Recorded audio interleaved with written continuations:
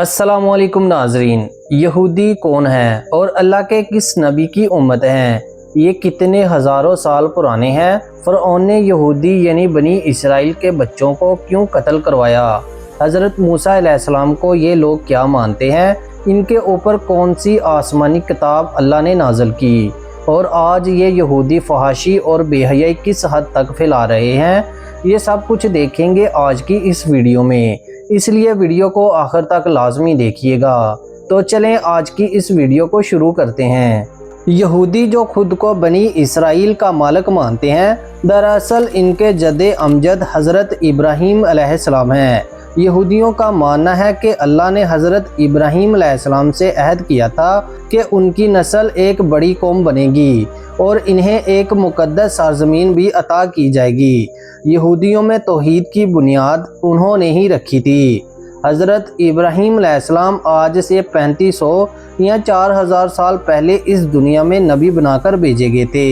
यहूदियों का अकीदा क्या है? दरअसल ये कौम भी अल्लाह की ज़ात को मानती है और खुदा एक है, इसका कोई दूसरा सानी नहीं, ये भी मानते हैं। और इन पर अल्लाह ताला ने हज़रत मूसा अलैहिस्सलाम के ज़रिए तौरात को नाज़िल किया, जो कि पहली आसमानी किताब है।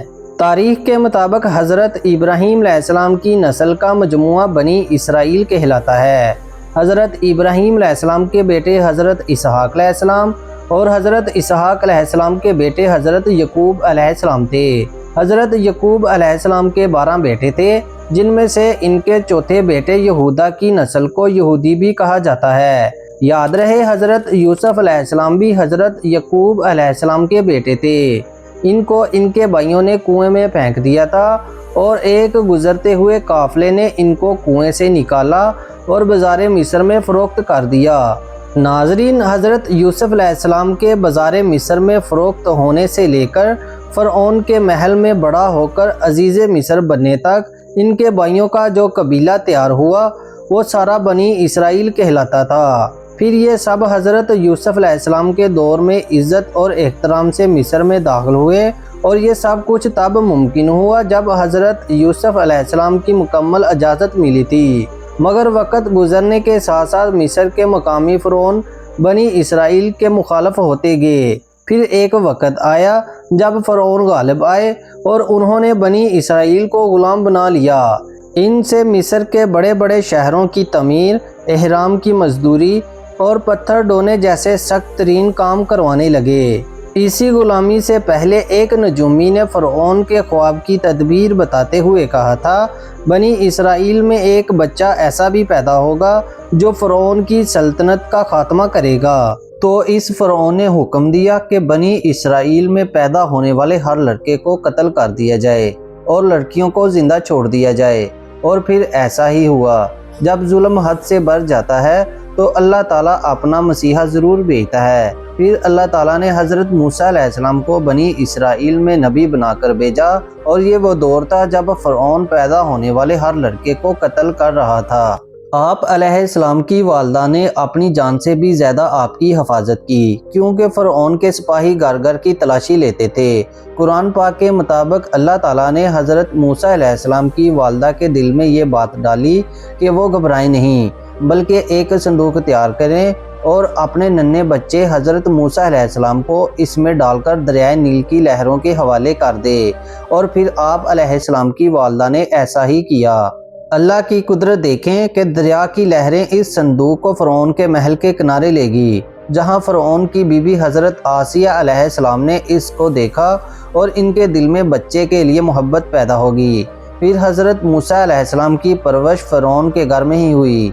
हज़रत मूसा अलैहिस्सलाम ही यहूदियों के लिए सबसे बड़े पैगंबर और कानून साज थे। इनका असर बनी इसराइल में सबसे गहरा है, क्योंकि इन्होंने ही यहूदियों को फ़िरऔन की ग़ुलामी से निजात दिलाई और पहली आसमानी किताब तौरात पेश की।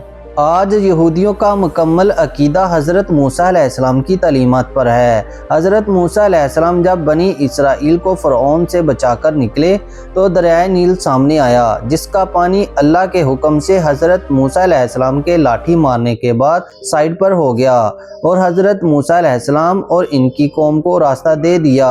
حضرت موسیٰ علیہ السلام اور ان کی قوم گزر گئی، اور جب فرعون اس راستے سے گزرنے لگا اور درمیان میں پہنچا تو اللہ نے پانی کو حکم دیا کہ مل جائے۔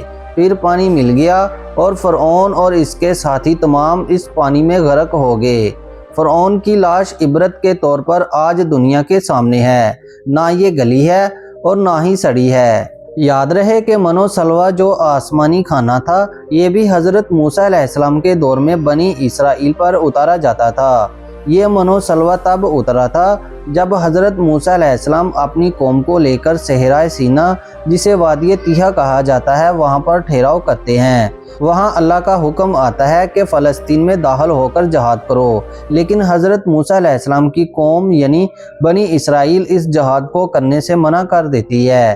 تب اللہ تعالیٰ نے 40 سالوں کے لیے فلسطین کے دروازے یعنی بنی اسرائیل کے لیے بند کر دیے تھے، اور یہ 40 سال پھر حضرت موسیٰ علیہ السلام نے اپنی قوم کے ساتھ صحرائے سینا میں ہی گزارے۔ وہاں اللہ نے ان کے اوپر بادلوں کا سایہ کیا اور من و سلوہ آسمان سے اتارا۔ آج پوری دنیا میں جو سود کے کاروبار اور لین دین ہو رہے ہیں، وہ بھی اسی ریاست کی وجہ سے ہے، لیکن آج خود پر سود کو حرام مانتے ہیں۔ دوستو، یہ ریاست آبادی اور رقبے کے لحاظ سے پاکستان کے شہر کراچی جتنی بھی نہیں، لیکن پھر بھی یہ آج دنیا کے نقشے پر موجود ہے، جبکہ 1948 سے پہلے اس ریاست کا نام و نشان بھی نہیں تھا۔